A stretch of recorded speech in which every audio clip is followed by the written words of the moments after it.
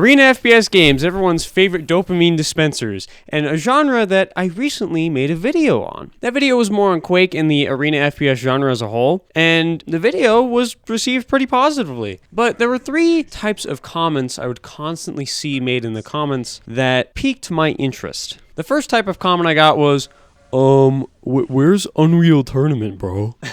Which to that I say, my bad. Unreal Tournament is admittedly a game I haven't really played that much, and even if I wanted to, Epic Games kind of just murdered it.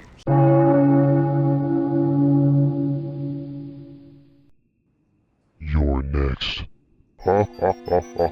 Can't get it on Steam anymore. I don't even think you can get it on the Epic Games anymore, and even if it was on there, nobody would get it there anyway. The second type of comment I got was that people were upset I referred to Quake as a dead game. Now, to be fair, you wouldn't look at somebody on life support and think they're basically dead, so fair enough, but I do think it's entirely fair to say that the game is struggling, especially with the game's Pro League being discontinued as of this year. Quake has a direly low player count, and although it has a couple active servers here and there, most of them are based in the US, meaning if you live anywhere else, you're gonna have a really hard time finding games. On top of that, you have some of the most pretentious people talking about Quake as if it was the hardest FPS ever, and that it's a dead game because people are unwilling to put in the time, and they suck too bad, which is incredibly self-aggrandizing. Quake is harder than every game ever by like 20 times. It should be inaccessible in every way.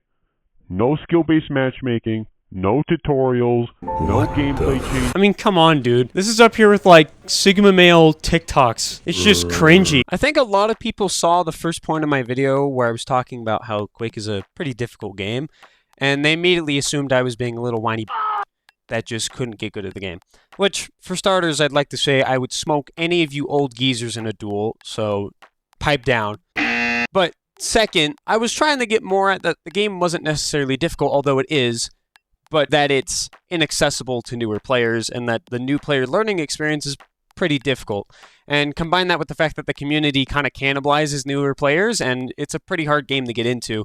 Hence why the game has not seen a lot of growth and has instead been on a steady downward incline to mediocrity and unknownness, I guess.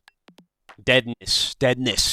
Because the game is dead, right? What are we feeling? Are we feeling... I think I'll play Soldier. I also think in hindsight, the last point of my video that I made was probably far more impactful as to why Quake died than any other point I made in that video.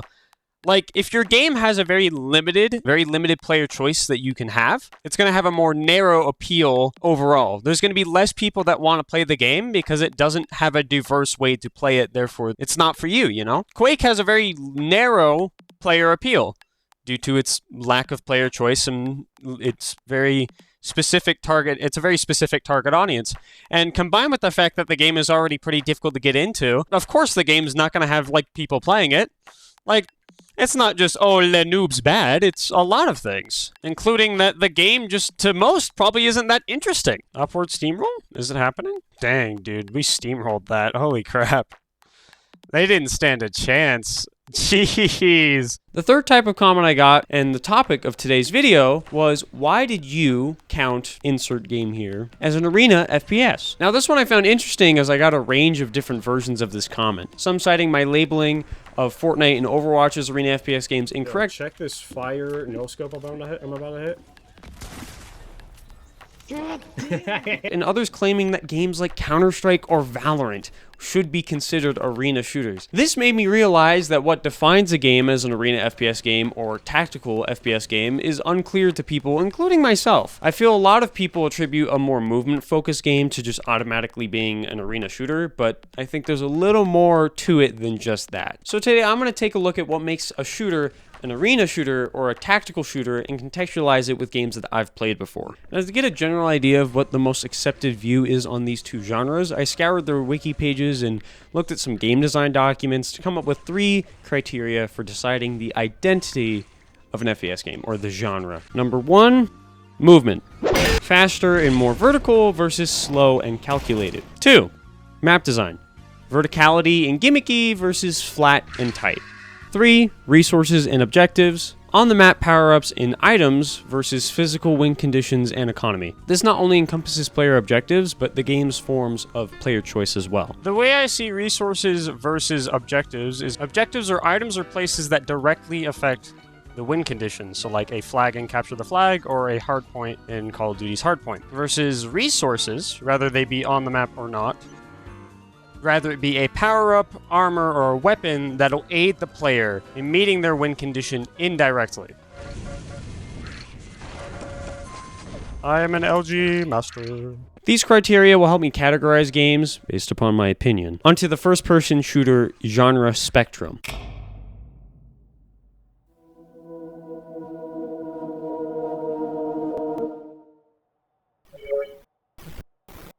Games on the farther right side are more arena shooters, while games on the left side are more tactical. Let's start with Quake. I'm going to try and be brief with Quake, as I have already talked about it extensively in my previous video. The Quake franchise is the gold standard of arena shooters, featuring all the traits you would expect from an arena shooter. An emphasis on movement, wacky and non-traditional map design, on-the-map weapons, resources, and power-ups which can change the tide of a match dramatically, and no pre-match decisions to be made other than what map you play and what skin you'll be rocking.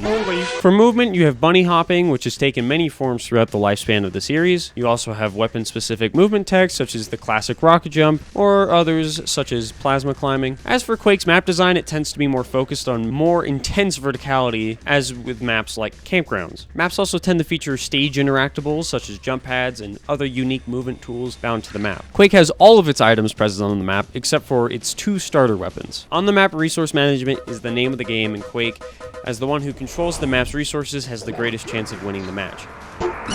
Of course, there are objectives, but except for the mode Capture the Flag, the main goal of the game is just killing the enemy team. Contrasting the objective-based gameplay of other shooters like CounterStrike or Siege, where killing the enemy is a secondary goal and not the only way to win the match. Rather it be on-the-map resources or bomb sites and defusals, these mechanics exist to force engagements as well as create unique dynamics within them. The only Quake game I can think of to feature a blatant example of player choice would be Quake Champions with its champions.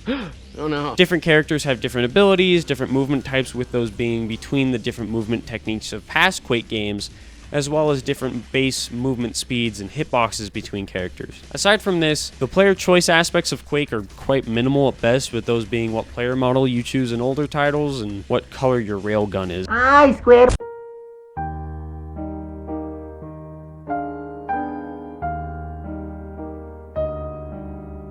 There are, of course, the choices you make in the middle of a match, but I cover the flaws with those in my previous video. Quake is the definition of an arena shooter, and will be used as our baseline when comparing other games in the arena FPS category. Moving on, let's now talk about our other baseline, CounterStrike, which will be the game we use to compare other tac shooters to each other. CounterStrike was one of the first tactical shooters to come onto the scene and is one of the most popular to this day. Despite this, it does have small roots in Quake, with the engines used to make their respective games having similarities. This is why you can bunny hop in source games, including CounterStrike, and all of its iterations. But that's where the similarities to arena FPS games end for CounterStrike. Although CounterStrike's combat does technically have an emphasis on movement, it's entirely different from most FPS games, as your weapons are only accurate while holding still. Weapons also have recoil patterns, with players having to account for them with their mouse movement. Movement techniques such as counter-strafing to stop faster are the closest this game gets to running and gunning for the most part.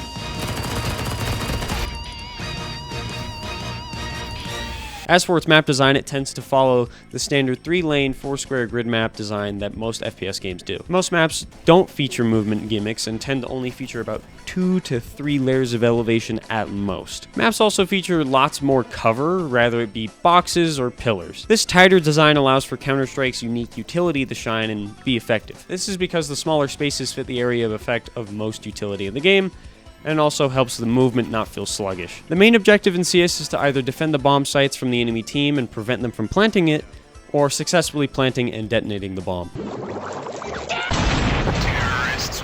CS does not feature on-the-map resources of any kind, and you will almost always play for position rather than a resource on the map. CounterStrike also features an economy system which dictates what equipment you have available going into the next round. There's a lot of decision making behind when and how you spend your money, as well as how your team does. Overall, CounterStrike is a hallmark for the tactical FPS genre, which is why we would put it on... Did I say if they were going to be on the left or the right? I forgot. Now with these two example games on the graph, we can use them to compare to other games and see where they'd fit on this list. We'll start with Counter-Strike's little cousin, Valorant. Valorant at first glance looks like a dating sim that stole the framework of Counter-Strike, and you'd be absolutely right, it really is. But there's a little more going on underneath all of the cringe-worthy TikToks and Chinese spyware. For every kill you get, I'll give you... Vanguard need update immediately. Update all news up to 10 million social credit. Starting with the movement, most of what's present in Counter-Strike is present here too, but there's a little more. For one, there are several different forms of movement utility in the game, from Jet's dash and float to Raze's bomb satchels. Raze in particular feels like a Quake character. She even has a rocket launcher for her ult. These aren't the only examples of movement in Valorant, but they're some of the most notable ones. The map design is fairly similar to Counter-Strike's as well, although they do feature some unique gimmicks per map, such as zip lines or teleporters and elements that are typically found in arena shooters. Valorant also features the same objectives and resource management as CS, although with some added stuff on top of these elements. For starters, each map features ult orbs, a resource that gets players 1 point closer to their ultimate. This would be considered an on-the-map resource, another thing prominently featured in arena shooters. Although made minor in this version of it, the game also features a hero system where different characters have access to different utility, adding another layer of depth onto the game's economy system and overall strategy, as now you have to factor in your team's composition. Overall, Valorant just feels like a more arena-y Counter-Strike, with it taking a lot of elements from arena shooters. It's just a real shame that the game's gunplay is 10 times worse than Counter-Strike's. Holy sh! Who thought, you know what we should do? Let's make the spray patterns random after like 5 shots.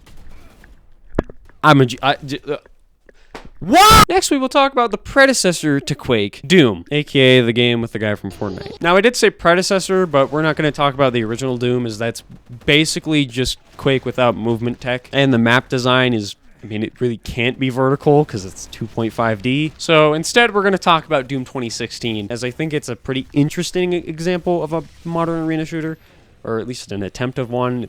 We'll get into it. Doom 2016 unfortunately features little in the movement department, only having a couple of movement tools as equipment, but nothing universal. The game also has noticeably slow base movement, despite having pretty large and vertical maps. This creates problems, to say the least. Doom 2016 does feature on-the-map resources, from armor and health to power-ups, and even the Demon Rune, a unique power-up in the game that turns a player into a demon of their choice. I actually really like this mechanic, as although players are attempting to grab the same resource, the form it will take will be entirely different depending on the player's loadout choice. This is really cool. It adds an element of player choice to the game while maintaining the on-the-map resource management style of arena shooters. The other resources aside from power-ups and power weapons, though, feel incredibly unimportant to the overall match's outcome. Unlike Quake, where armor and health are needed to be controlled, due to the slow player movement, attempting to manage these resources is pointless. They respawn in 10 seconds typically, meaning maintaining control over them is really difficult. And as for the higher end armor and health, that's like a 30-second respawn timer on a map that takes at least a minute to get across. They serve more as just something to be grabbed if you can or when needed, but at that point you might as well just add regenerating health, because they aren't really serving a purpose other than delaying the player from getting from point A to point B. And this is happening in an already pretty slow game. These resources feel tacked on as just a thing that the game needed to have because it's an arena shooter. I do really like a lot of things this game does, such as the Demon Rune system or the armor system being a significant improvement over Quake's, but the game also has its flaws, unfortunately.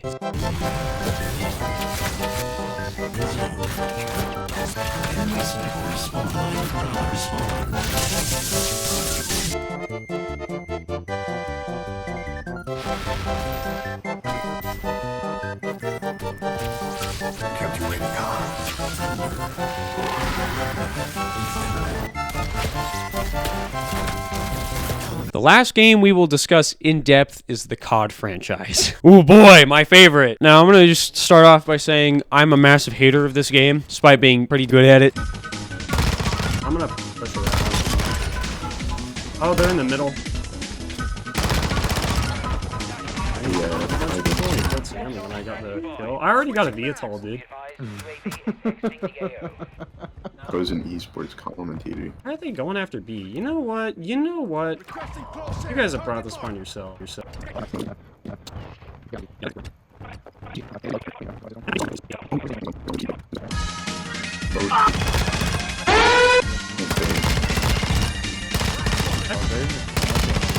Yeah, they're just like camping the corners. These guys are so bad! What the heck?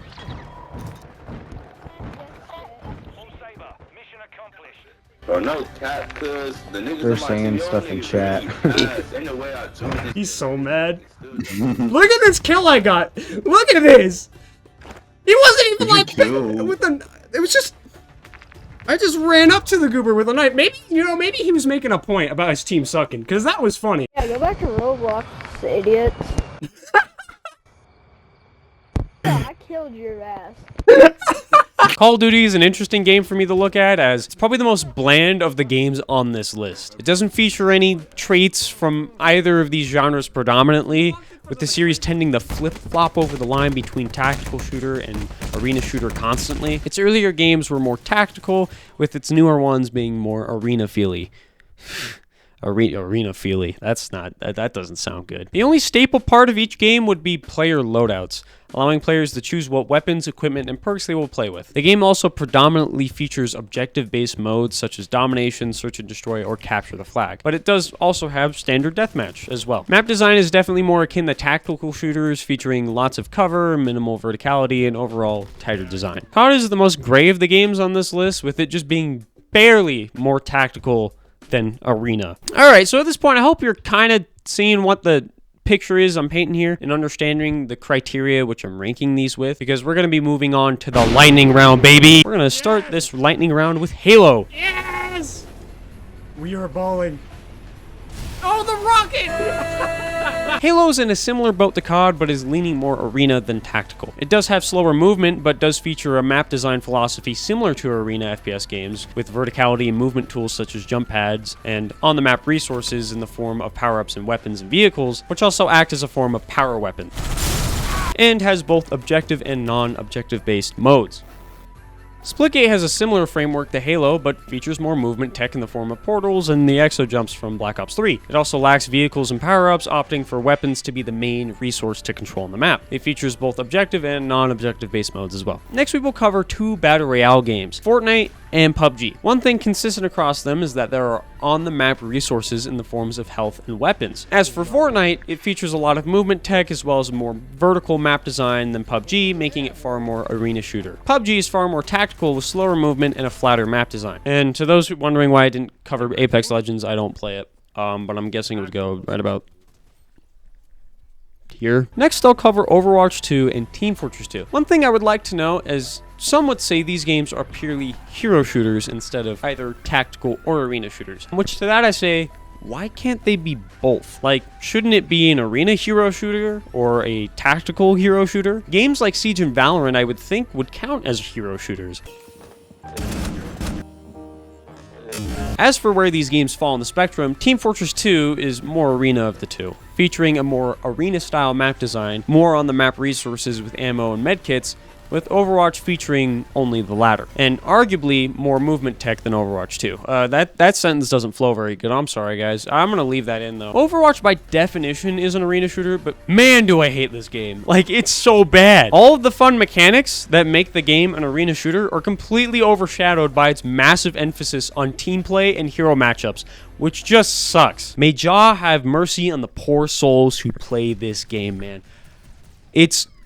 It must be a chore. Like, you should be getting paid $30 an hour to sit down and play Overwatch for the 20 people. Oh, wait. No, wait. Overwatch League doesn't even exist anymore. I was going to make a joke about, oh, yeah, for like the 5 people who still watch Overwatch League. No, it doesn't exist anymore.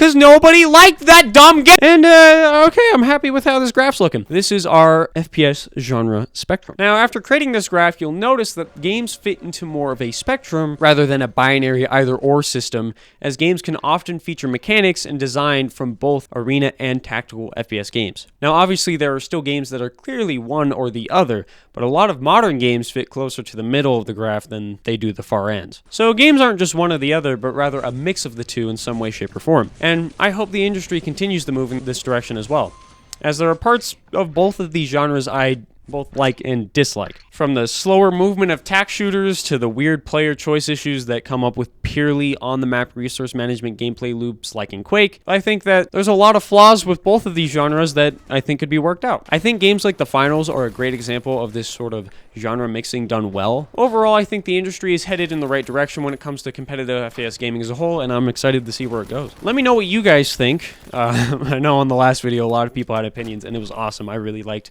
reading all of your comments and seeing the discourse, so let's keep it going, dude. It also makes me money. So, do you agree with my placement of these games? Do you think my criteria was up to snuff? Do you have other criteria that you would think better defines these genres? Let me know in the comments below. I will see you guys in the next video, whenever that is. Okay, the video's over now for sure. You guys have a good one. See ya.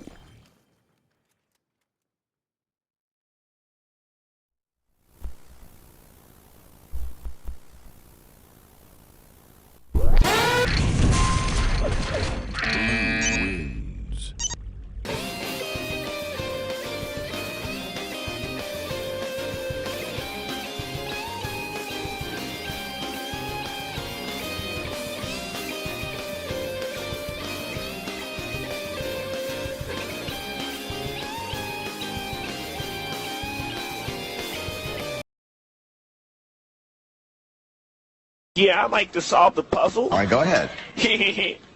That's it, yeah.